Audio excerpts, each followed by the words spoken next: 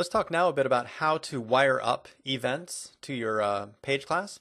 So we looked at one way in the example I showed you earlier of wiring up the load event by overriding a virtual function. And this is a technique you can use for all of the events that are defined in the page lifecycle. So there's a corresponding virtual function, just like you see here, for each of those events. And the naming is simply the prefix on with the actual event. So there's on init, there's on pre-render, there's on load, there's on load complete, etc. This is so one technique you can use. If you're working in Visual Studio, however, that's not the standard technique you'll see. The standard technique is the one you see on the bottom down here.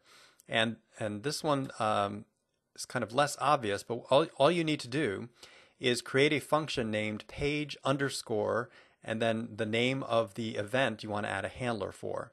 And what happens when you do this is it will ASP.NET will implicitly subscribe that function via a delegate to the corresponding event in the page lifecycle. So you don't have to wire it up yourself. You don't have to override a virtual function.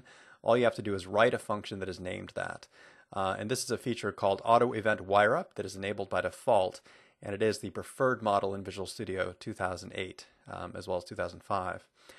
There are other techniques, by the way, just so you know, in case you run across them. You can also do this. You can always access the event directly as members on your page class, because these are all simply .NET events defined on the system.web.ui.page base class. So you can always use the plus equals syntax to subscribe a new delegate, and you don't even have to allocate the delegate as a version 2. It'll just implicitly create it for you. So you can create your own functions in that manner if you like. So let's go ahead and try this. I'm going to go back to our demo here, and let's try adding another event handler. And just to keep it simple, let me try using that auto event wire up technique that I described. In fact, if you ever want to control that, you want to control the auto event wire up, you can specify here auto event wire up. And again, it defaults to true, so this is not strictly necessary. But if you wanted to disable it, you could turn it off by default by setting it to false. That was the default in 2003, by the way. It always generated the auto event wire up and set it to false because they preferred other techniques. So once that is set to true, and knowing that it's set to true, we can create a protected function. It must have the right signature. Void, call it page underscore, and let's do load complete. So the one that comes right after the load event.